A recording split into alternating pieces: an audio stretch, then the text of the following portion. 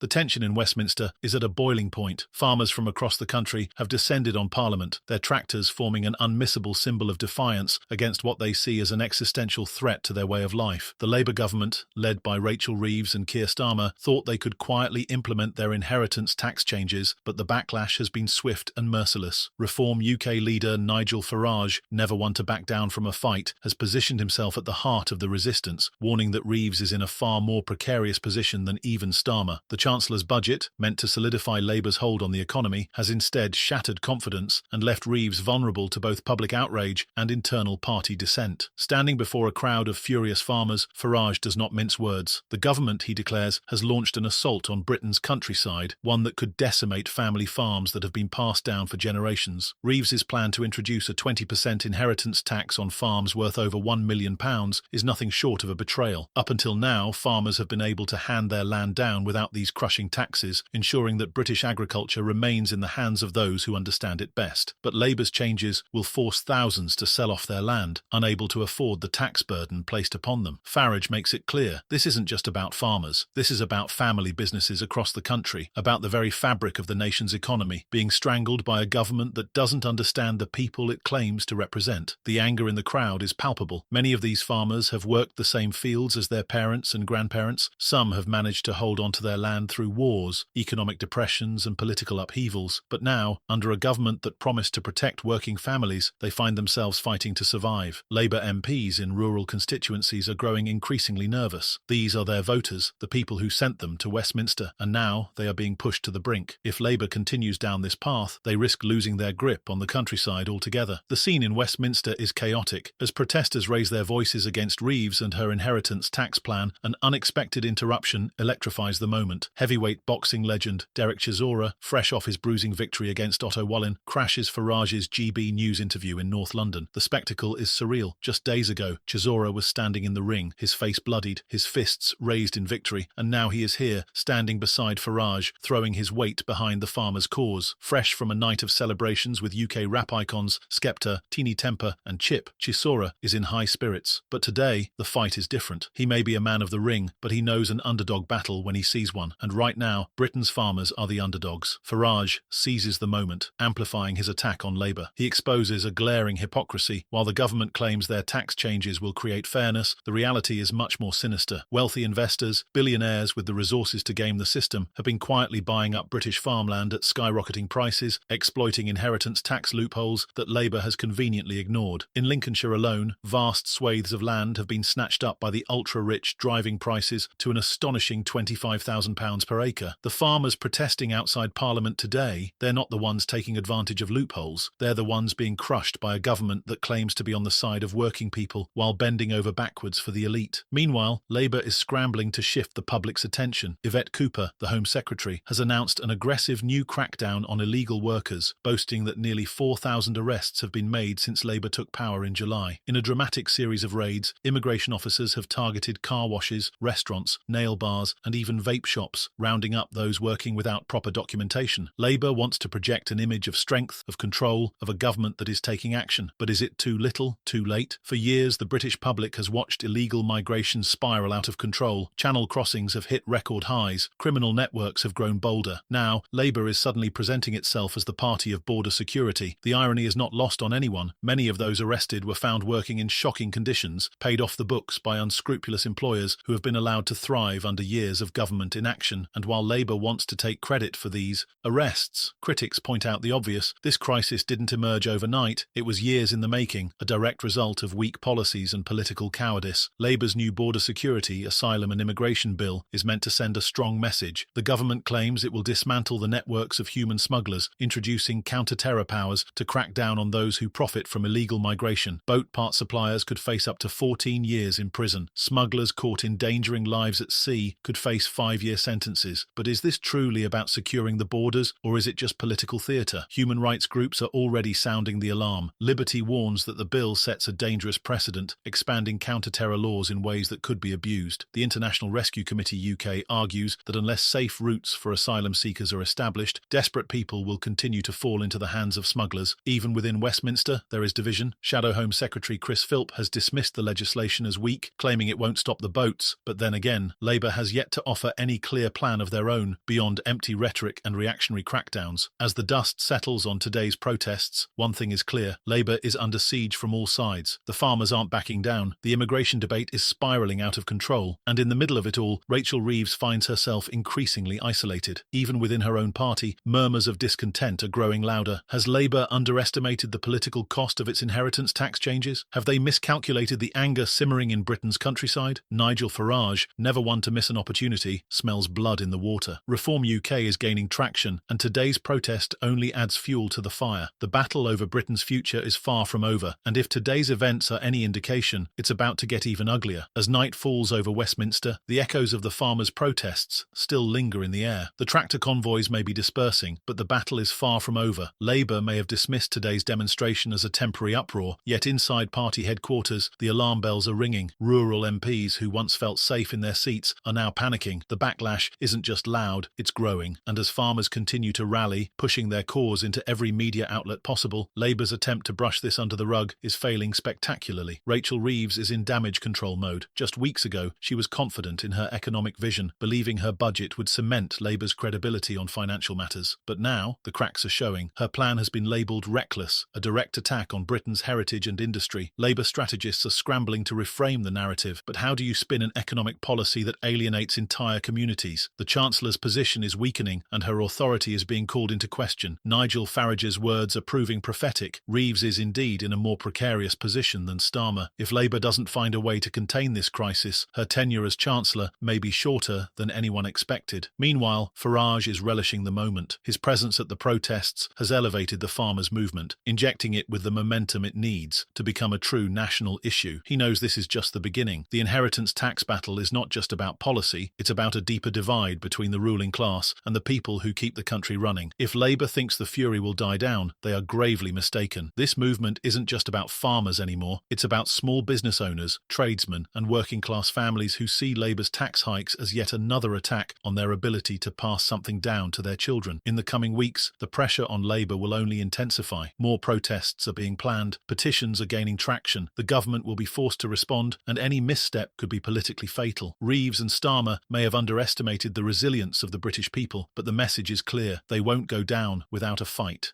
As Nigel Farage leaves the protest, the cameras still rolling, he gives one final warning. Labour can either listen to the people or face the consequences at the ballot box. And if today was any indication, the storm is just beginning.